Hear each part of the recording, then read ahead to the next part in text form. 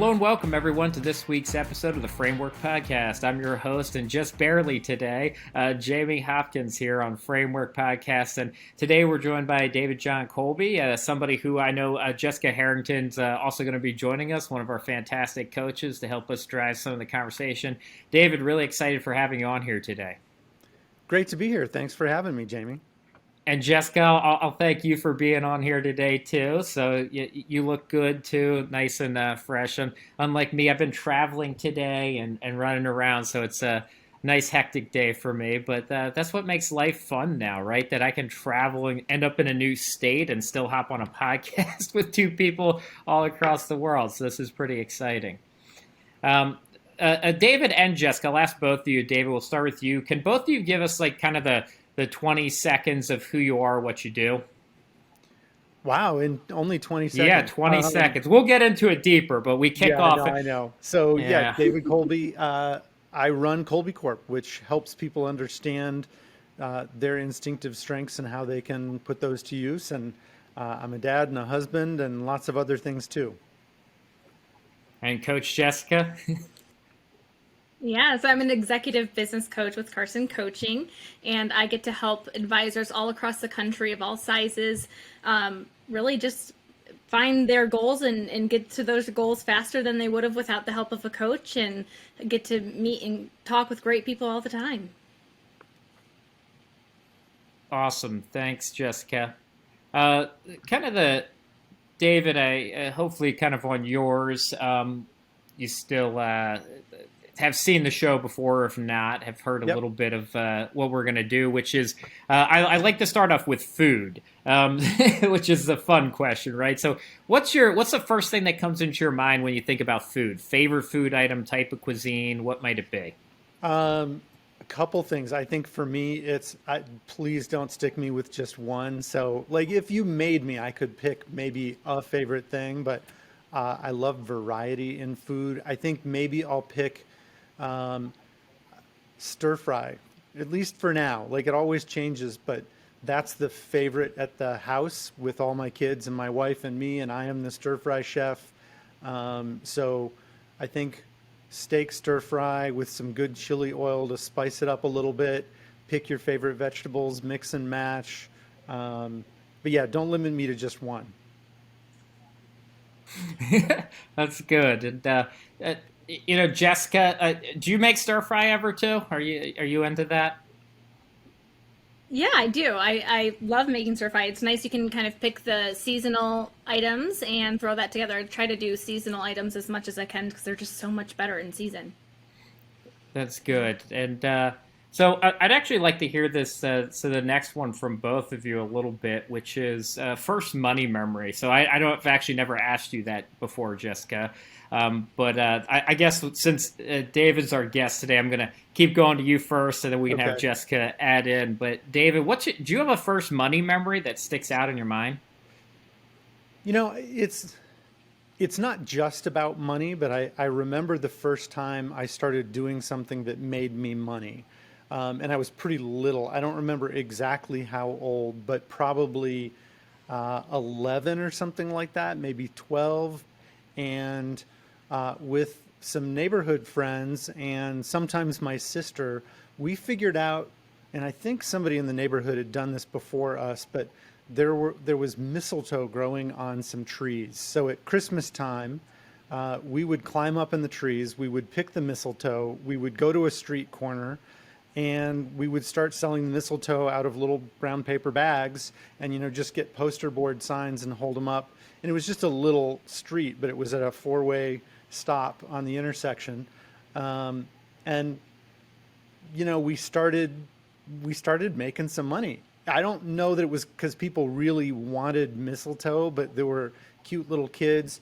I learned a little bit about marketing because and we thought this was kind of funny too, but we'd get the dirt on our clothes, so we looked maybe a little more bedraggled, like, come on. We weren't begging. We were selling something, but we figured, if we look a little sad, maybe more people will want to buy our 50-cent mistletoe bags.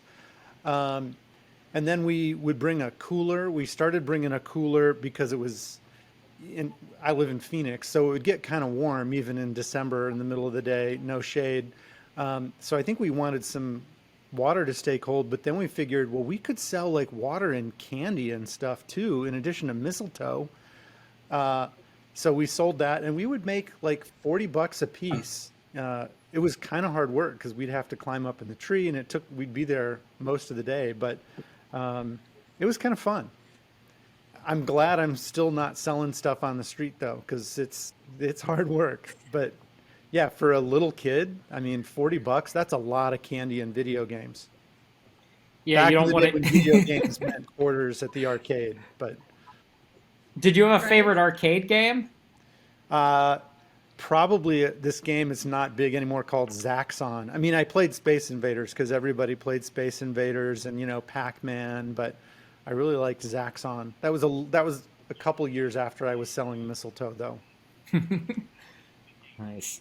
And yeah, so mistletoe is such an interesting one. I mean, it's just I don't know if anyone else has that story. Yeah, and you don't think of it because Phoenix is not like a traditional Christmas place. We don't have snow. We have a saguaro, not pine trees. Um, but hey, people wanted mistletoe for kissing under, I guess. And Jessica, how about you? Do you have a similar first story selling mistletoe? Yeah. Not mistletoe, but the local newspaper. So that was a lot of fun. I particularly love Sundays because we could go in the back of my dad's station wagon and put down the back and sat on the back of it because, the papers were so heavy on Sundays and deliver and then go to a local diner after. But like you, David, I had a lot of money to spend at the penny candy store, which is probably not a thing anymore. But I remember saving up for those warheads, and I mean, gosh, you name it. We really put that candy store, kept them in business. Yeah, I forgot about warheads. They're the really sour candy, right? Is that right? Okay. Hmm. Yeah. I don't think I've had a warhead in 15 plus years at this point. So it's it's been a while. Did you have a favorite type of candy, or do you still, Jessica? Like, is there a candy that you love? I would say Skittles. I like the sour ones, which are similar to the Yeah. warheads, I guess. So, staying a little bit I tried think and they true to even that. come in a green. They come in a green one, like a wrapper for those? Yeah. Yes, yes. And do not have the big one that they sell at the airport by yourself because you won't be able to taste for 3 days So that afterwards. happened. Maybe, potentially. Okay, so can I throw in a warhead story since we're on warheads and sour things? So Yes. I was traveling with my family in China, and we had a guide for part of the trip, and the kids had warheads. And the guide was really curious, well, what are you having? And they said, oh, you should try one, but they're really sour. And they warned the guide, but I don't think the guide truly understood because they figured, well, the kids are eating them. So they gave the guide a warhead. And like it was probably a good hour until they could stop like puckering and drooling. And yeah, it was pretty funny. And yeah, he had a good sense of humor about it, but he was shocked. Sounds like Where was that vacation or In guide? China. Oh, in China? Yeah. Okay. Yeah, it's So he had not seen warheads before. no.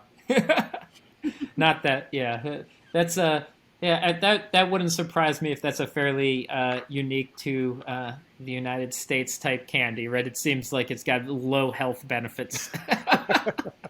Just how I gauge candy across the world, right? Does it have zero nutritional value at all? Then it's a good chance it's a U.S. driven candy creation. Could be. When did you go to China? Have you been multiple times, or? Just once. I think it was 2016, if memory serves. So a little while ago. Where all did you end up traveling to? Beijing, Shanghai, Xi'an, Dali, and oh my gosh, there's one more. Why am I forgetting it? Oh, and one more. It's escaping me at the moment. But got to see the Great Wall and the Terracotta Warriors, and my kids got to hold a panda, which was super cool. Yeah, it was a very interesting trip, and I think my favorite of all the destinations was the smallest city, a place called Dali, which I think it's still kind of 1 million people in the metro area, so not small, but not Beijing, Shanghai, that kind of size. What was probably the most surprising thing about, or culture shock besides, the guide eating a warhead and salivating for hours? Um, you know, it. I don't know that it was surprising because I had certainly read about it. But the stories from, so the other guide, not the warhead victim, but a young woman um, who's the second child in her family, and the stories of the one child policy and the toll that it took on her family because they had a daughter and they wanted a son, so they went for another kid. They had another daughter, her. Um, and yeah, family lost their apartment. Father lost his job. Um, they had to pay a huge fine, and if they hadn't paid the huge fine that they really couldn't afford, she would have been an unregistered person, which basically makes you uh, you're not recognized legally, so it limits you in terms of education and jobs you can get. So her family sacrificed so that she could be, registered with the government. So I had heard about those things, but to talk to someone who lived through it, and her dad went from having a professional job to selling spices on the street because that was the only thing he could do. He couldn't get an office job or anything recognized by the state anymore. Yeah, I mean, it's such a different setup, right, with regards to that, and really challenging when you think about how our lives would be if you had to operate under that. And I've got Yeah. 3 kids, and I think of. And so, David, I'd love to hear a little bit more about your story. So wherever that starts, right? Does it start? I've had people tell me about their grandparents coming to the country, and we kind of, you're the narrator of your own story here. But where does your story really start and begin? Um, Probably in Arizona. That's where I grew up. Moved here when I was 6. Um, always wanted to be a lawyer, or oddly enough, not obviously enough, oddly enough. Neither of my parents were lawyers. If anything, they had kind of a healthy skepticism toward lawyers, like most of our culture. Um, but I guess the other thing maybe to add, and I'll wait because we'll talk about what I'm doing now, and then I'll go backward and maybe a little bit in terms of how where I come from affects what I do now. But so grew up in Arizona, went back east to go to school just because kind of wanted to see other places. Always loved where I grew up, but went to school in Philadelphia, then worked in Washington, D.C. for a while. Um, my dad was a political writer. He wrote for the paper here in Phoenix, was a reporter and a columnist, which was an odd, you can't usually do both of those things. Then eventually he was just the political columnist. So I was always interested in politics. My parents actually, I don't know that they met doing politics, but it was certainly a part of when they first started dating. They were both very active. So worked in Washington, D.C. for a congressman from Texas.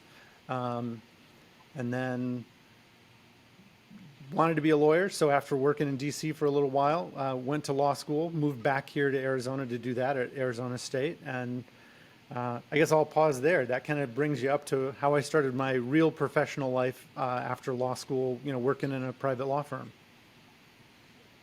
Yeah, that's so. Did you and you always knew you wanted to be a lawyer? You kind of said from early age. Was that the political side, or was it I different don't, view of the legal? honestly, I don't know. I don't remember why I wanted to be a lawyer. I just, and it was young enough, like from a young enough age that I think it was just one of those things a kid thinks, I want to be a lawyer. And, ask them why, and they don't really know. It's just kind of I, so I honestly can't remember what part of it.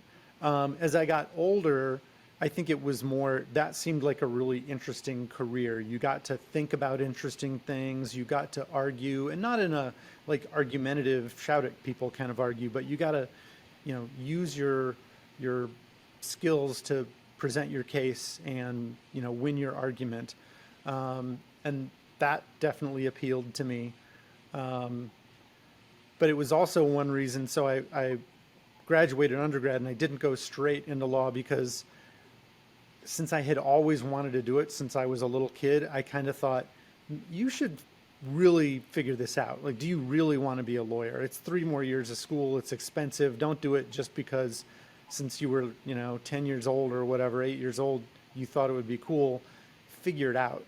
And I think that was one reason, going into working on Capitol Hill for a congressman, I wasn't a lawyer, but I was working in the law. I mean, literally helping to make laws. And I was a legislative aide and then his legislative director. So, and that's a whole, that could be a whole podcast. It's been a little while now, but I don't think it's changed radically. The amount of influence and responsibility that kids coming right out of college have is really cool when you're doing it and almost scary. I say almost, it's not really scary, but it's strange and surprising. So, what was the shift for you in order from you to move from the law firm to where you are today? So where I am today is a company that my mom actually started 46 years ago. It started as an educational publishing business, but evolved into doing what we do now, which is, as I mentioned at the top, helping people understand their instinctive strengths. It's the part of them that drives the way they take action. So she was running the business when I was in private practice. So I guess 2 things. On the push side, I liked being a lawyer. I enjoyed it, but I distinctly remember a lunch that I had. So the firm where I worked had been founded by, it was like a 25-person law firm, kind of general commercial practice. And one of the founders had been an adjunct professor of mine in law school, and I got to know him through that and then did summer work, and they ended up hiring me. I went to lunch with my boss, basically, and he was lamenting that he saw a bunch of his friends, his kind of age peers, who were more happy in doing things they were doing, and he kind of felt trapped a little bit as a lawyer. And this was a guy who had a great legal career. He was senior partner in his firm. He very well respected in his field. So I kind of thought, so I can work really hard. I can catch a couple breaks. And if I'm lucky, I'll get to where he is and I'll be kind of dissatisfied with being a lawyer. And that was not a really great advertisement for continuing to work hard in that firm, in that profession. And it wasn't just the firm, because it was a really good firm. So it wasn't, oh my gosh, I got to leave this place and I'll go to some other one. But I didn't leave right away. It was really great experience. I was enjoying it. I certainly wasn't burnt out. I was only there for 3 years. But my mom, who in a work context is always Kathy, her name is Kathy Kolbe, she recruited me away from the law firm. And I came in and I was actually general counsel in-house. And that was in 1997. And part of it was the company was also starting to become very active on the internet. So that was kind of the .com boom before the bust in 2000, 2001. It was really interesting, to be able to do different things and be at the forefront of e-commerce and figuring out what, using the internet to market and sell would be all about. It was great. Plus, unfortunately, we had a fair amount of intellectual property copyright infringement work that needed to be done from a legal aspect, some lawsuits and other just getting things cleaned up. So I still got to do a lot of legal stuff as well. My undergraduate degree is a business degree, though, so it was a nice blend of being able to use my business degree. I was general counsel, so it was kind of easy for her to recruit me. Yeah, you have a good core education background to step into that.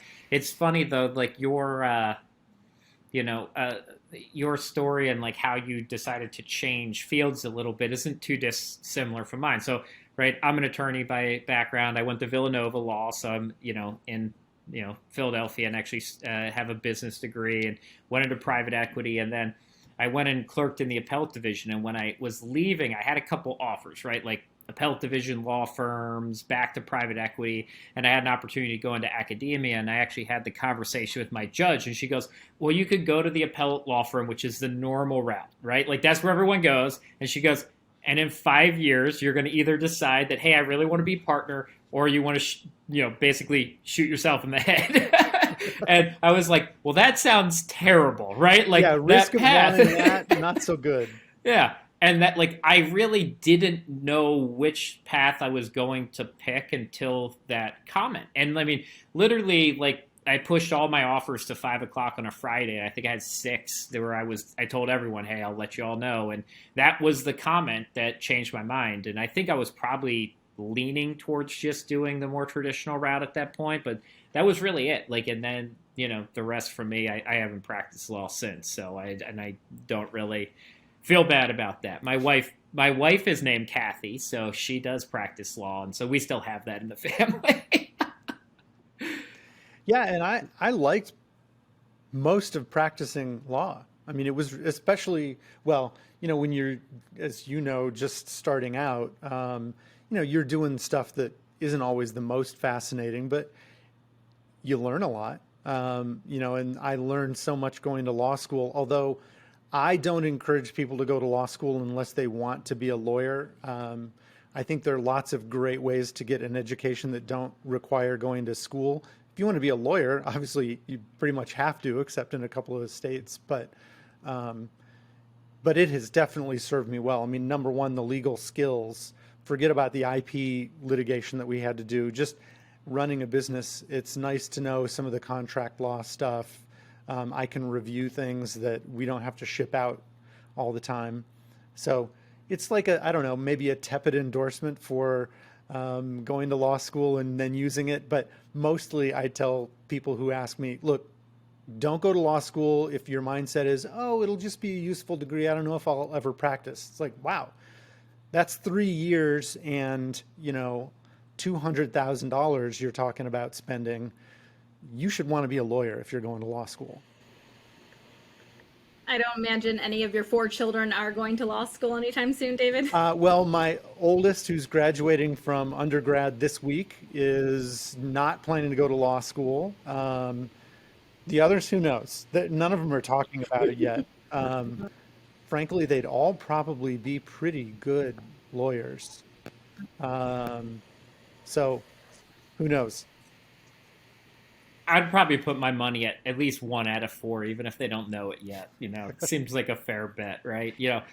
Going to law school and realizing how many people's parents were either a doctor or a lawyer, it makes me think that there's a pretty good shot. Yeah. Well, the oldest one, I'm pretty sure won't, because she's going to grad school for something else, and I doubt she's going to want to do more grad school. My son, who's next, he's a music producer, so who knows? Maybe he'll get bored of being a music producer in the next 2 or 3 years and decide law school sounds good. And he's in college while he's being a music producer, so it's kind of interesting. And juniors in high school, the world is their oyster. Who knows what they're going to do?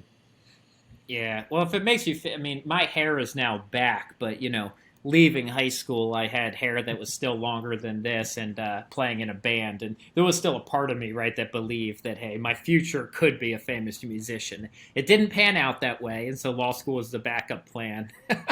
What did you play? Well, at that time, I was playing drums. So I played in a band, high school band was Red Heaven, and we were mostly like Zeppelin / AC/DC style. We did write some of our own stuff, but I mean, we're a bad high school cover band in essence there. Funny enough, two out of the 4 of us did go on to make music their career. Josh is actually in New Orleans. He still plays and sings and does a radio show.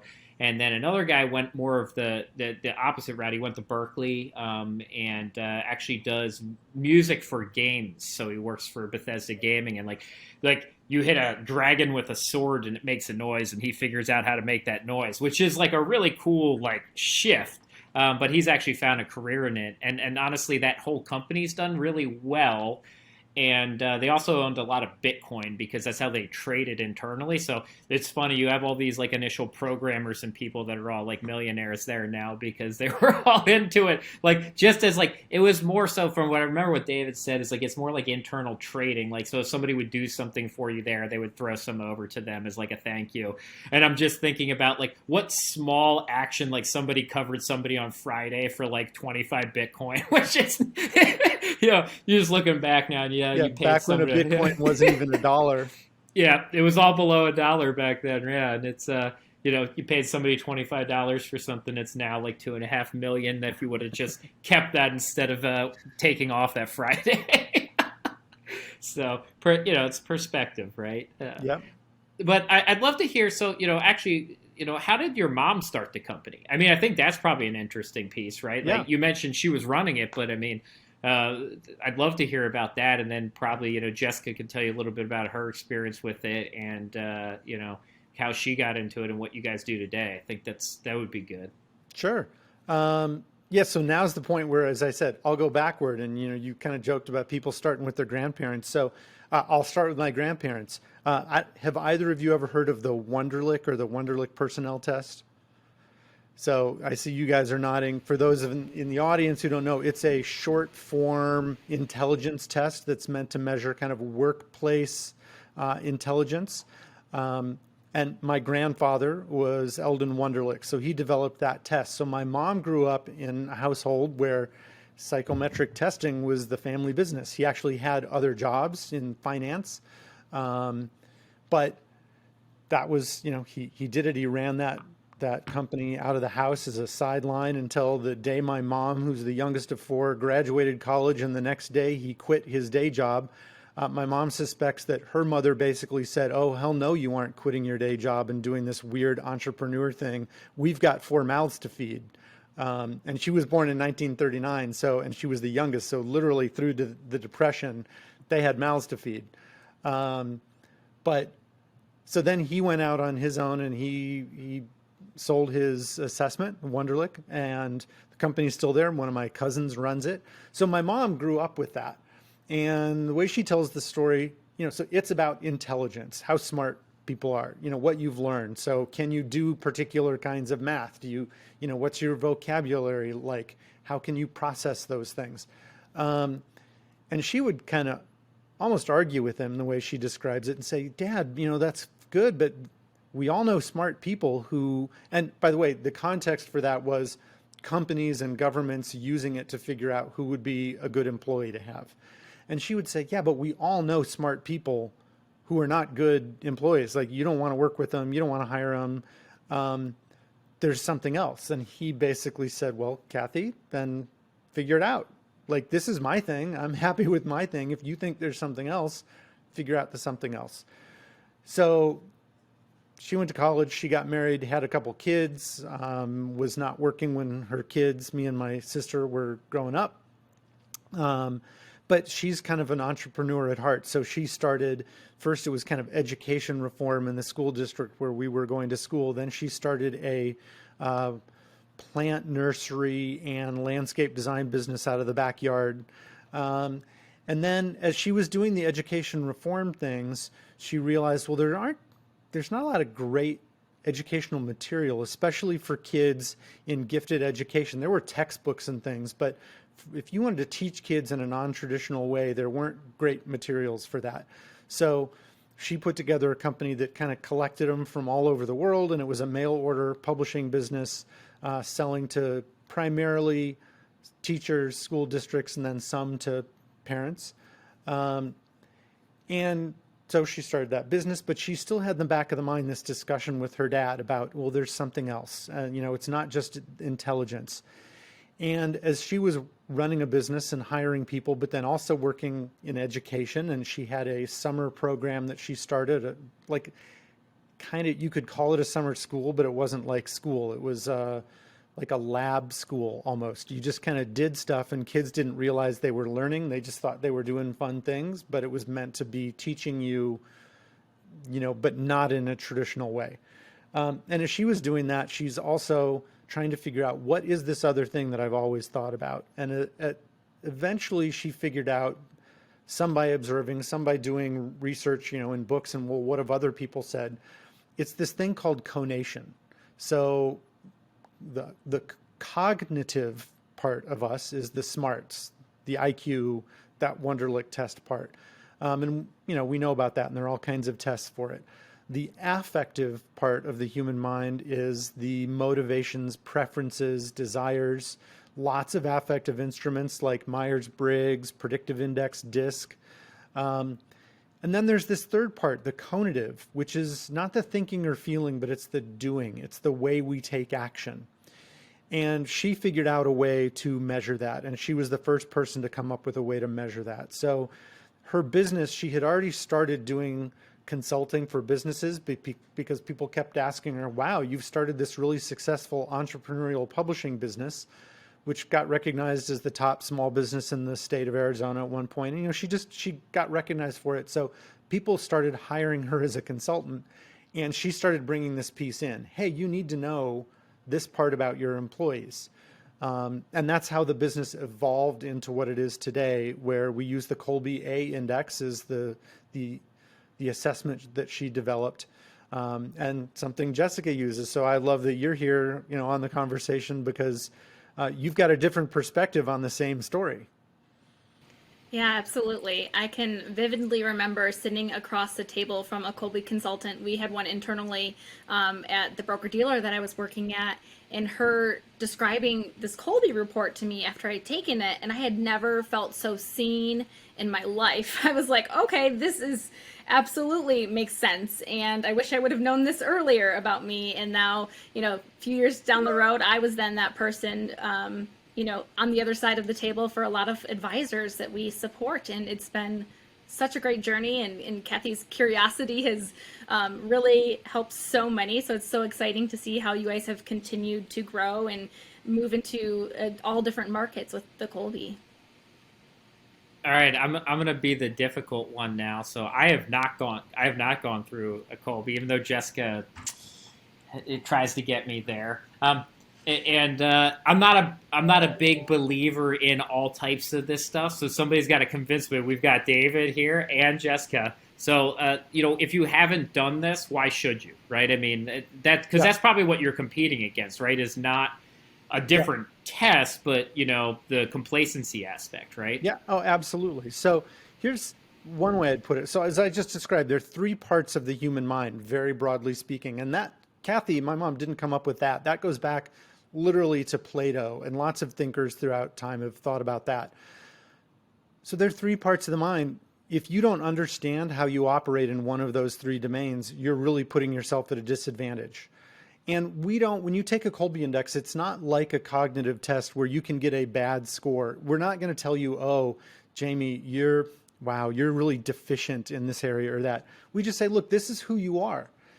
If you really want to become the best you can do it through pounding your head up against a wall sometimes and learning hard lessons. But when you take a Kolbe index, it's a quick path to understanding yourself way better. So again, wisdom that goes back millennia, know thyself. Look, Kolbe does not hold the only keys to figuring that out, but we can sure help, and we can make it faster. And frankly, the biggest joy that I get, it's kind of what you were saying, Jessica, when I can sit across the table and show one person the strengths that they have in terms of the way they take action, the way they problem solve, and their eyes light up. And the best ones are when their eyes light up and they just think, oh my gosh, this is amazing. I kind of knew it about me, but now I feel like I have permission. I can do it like that. Rather than hearing those naysayers saying you should do it the way I do and not the way you do. The sadder kind of bittersweet conversations that we have pretty often are, oh, I wish I knew this 20 years ago because I struggled for so long. I've talked to so many business owners and lots of people in the financial world who went through bankruptcy because they were told over and over again by somebody they respected who meant well. So this is why it's so bittersweet.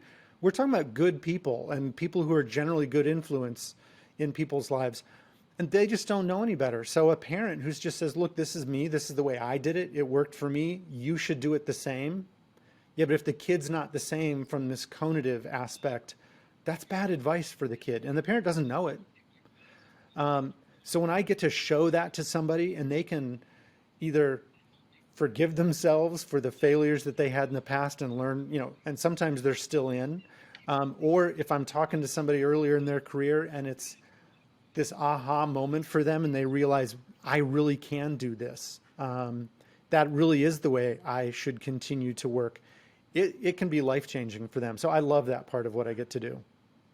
Yeah, I would say personally for me, it gave me so much confidence when I didn't have confidence going into the financial service industry with a marketing background and never having even ever imagined being in this industry. And it allowed me to ask for things that I needed. And so I have this story that I tell during my team consultations of this Godzilla here, which we worked in cubes in the office like we used to do, right? And people would interrupt me all the time. And I'm a 7823, which means I'm a follow through. I like a lot of information, but also interruptions are really difficult for me to get back on track. And so I would put that Godzilla out on my desk. When people would come by, they would know that Godzilla was there and Jessica's in the zone and don't bother her. And it was so much easier than saying, telling someone, oh, don't talk to me right now. So I think the communication, how that levels it up, and we would even communicate within our internal team, like, we know Kolbe speak, and it just, I don't know, it made everything so much easier. And same thing with the advisors that I work with. I think for themselves, it helps them give themselves permission to not be everything to everyone. If you're a small business owner, you can't do it all. And so something like Kolbe can definitely give them that permission to delegate more and to really hone in on where their natural strengths are. I like that. I love the Godzilla, too. And, I'm probably a Kong person. I did watch Godzilla versus Kong, and I definitely gravitated towards Kong in that. So, for whatever that means about me. I don't know if there's a Kong versus Godzilla test or if we can get anything out of that. Yeah, if you could, I think, me, I heard the one you're like, I'm very good at test taking. I always have been. Probably a lot of lawyers are, right? We tend to be, think in a particular way that's good for standardized testing to some degree. And I like knowing a test more like the Wonderlic, which again is, you're like, hey, I'm, X better than 99% of people, and these 5 quarterbacks that I cheer against on Dallas, I'm like, hey, I like that. I like knowing that I'm smarter than the Dallas quarterbacks. So, but I like that a lot. I think the impact of it, and you brought up, how young will you take this down to? Do you... what age does this actually become applicable to? Because you mentioned people Right. are dealing with their kids and maybe not in the correct way. And that's interesting. My interactions with this have been mostly in the professional world, right? So I'm thinking about that. But obviously you even told your mom about kind of education and thinking about it in that sense. So where does this start? Do you guys have a starting age or point? Well, so the Kolbe A index itself is meant for adults. And so, around junior, senior year in high school is the best time for them, mostly because they, at that point, have probably been doing some kind of work, and it helps the context of the questions that you get asked are around that. But we have a younger version, the student aptitude quiz, that really starts around 12 years old, 12, 13. We think that you get this when you're born and it doesn't change. We've done test, retest, reliability studies, and it's a very stable trait. So even if you take it and then wait 20 years and take it again, it generally doesn't change. Plus or minus 1 unit, we consider the margin of error, but outside of that, it's unusual that it changes. So you don't develop this. So it's not like, as you were talking about lawyers being good test takers, it's not that, oh, if you're a lawyer, you're going to have a certain Kolbe result because you went to law school. It's almost the other way around. Maybe you gravitated to law school because you were a particular, you had particular conative strengths. But have you found that it's predictive to some degree towards professions?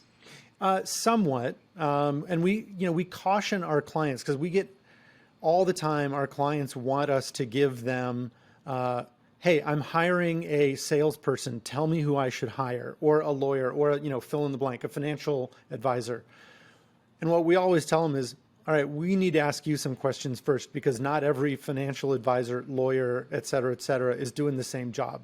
what are you looking for? So if you're the boss, tell me about the role that you're filling, not just by the name of it, but by the responsibilities in your firm. But having said that, yes, so you mentioned lawyers in our language. So the Kolbe A index measures 4 different what we call action modes. One of them is fact finder, which is how you go about gathering and sharing information. So yes, most lawyers tend to be on the side of that where it's all about getting lots of information, getting lots more once you already have a lot, sharing a lot of information, being a detail-oriented person. Yeah, you don't have to be. We've had lots of lawyers come through and work with us who don't fit that profile, but in general, it skews that direction.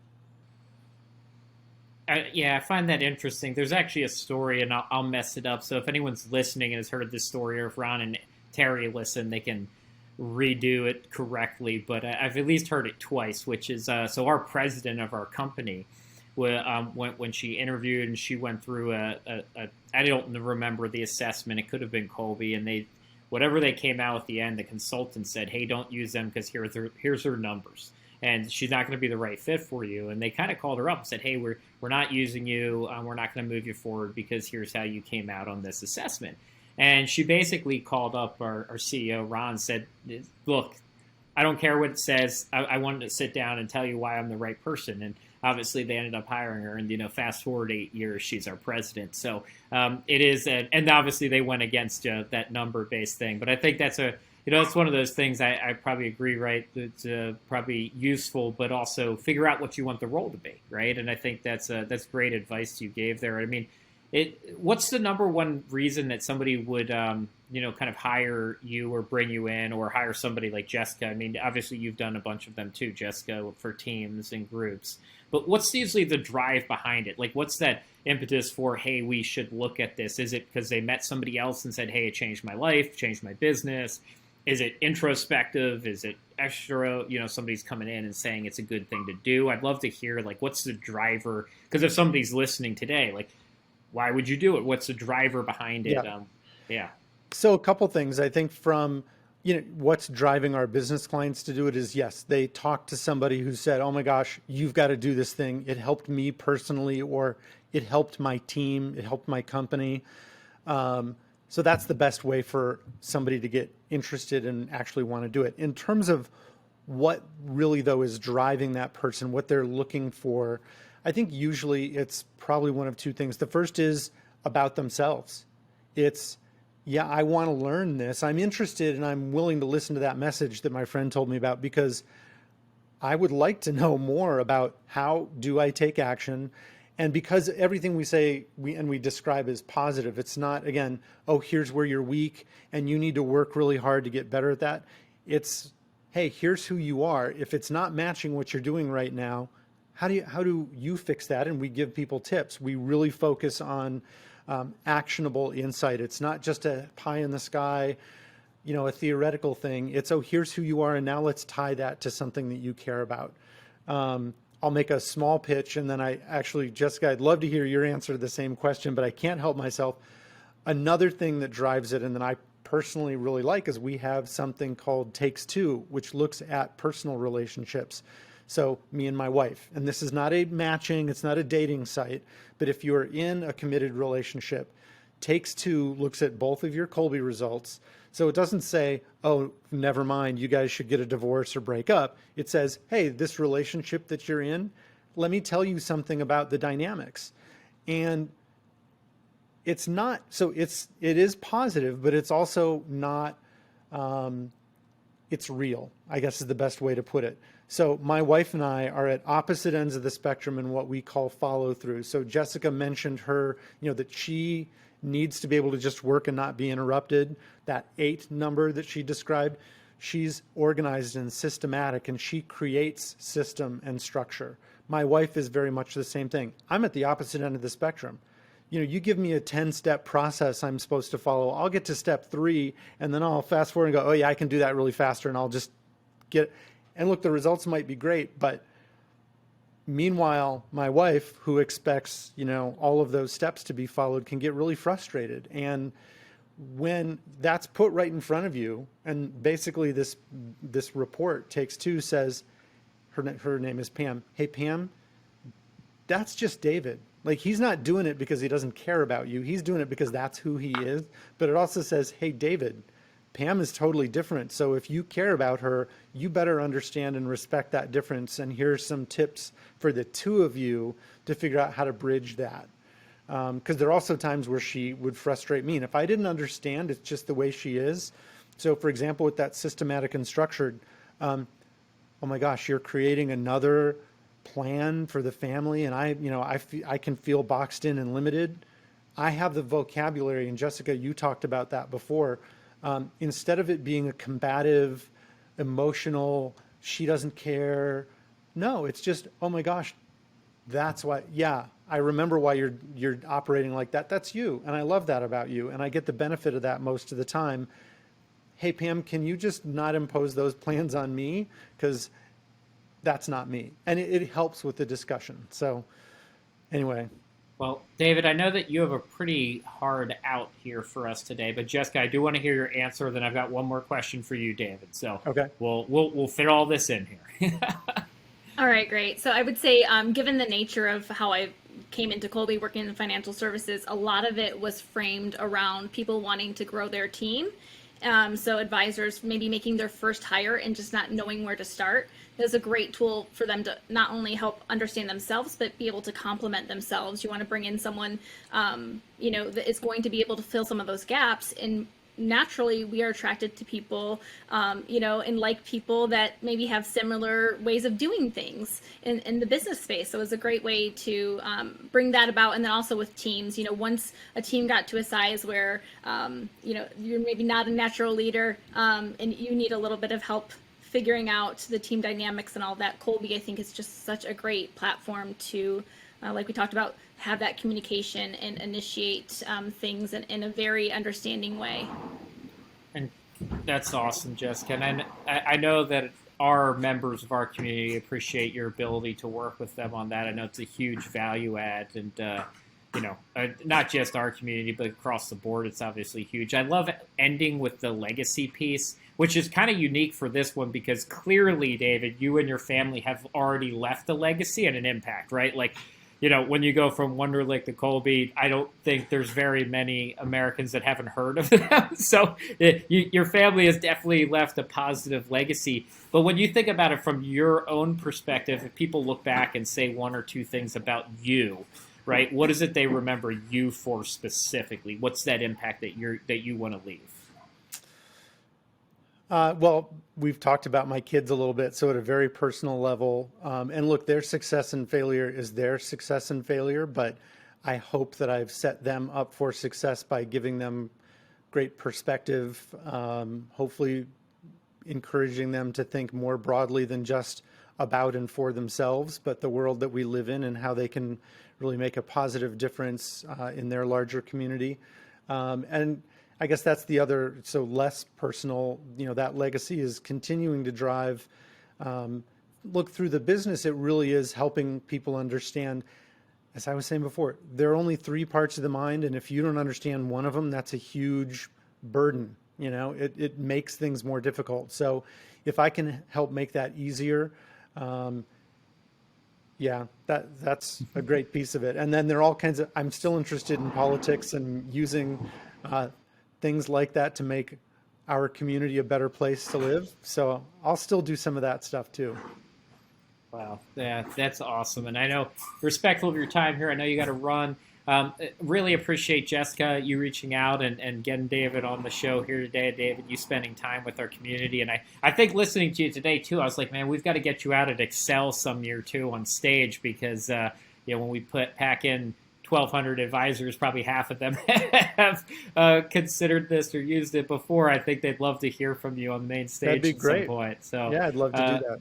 We'll have to follow up with you on that one. And then I guess both of you, closing things always, what's the best place to follow you? So obviously, David, we'll start with you, and Jessica, then we can close out. The website is kolbe.com. I also mentioned takes2.com. It's spelled out, not with the number. let's see. I'm on LinkedIn, so I think it's just David Kolbe on LinkedIn.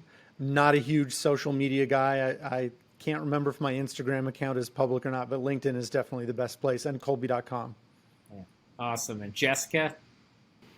So I think the best place to find me would probably be LinkedIn. I know, Jamie, you're wanting us to get more into the Twitter world. I've seen you on TikTok now too, but I'm still old-fashioned with the LinkedIn. So you can find me there, of course, on the Carson Coaching website. You can find myself and all the other great coaches that I have the pleasure of working with every day.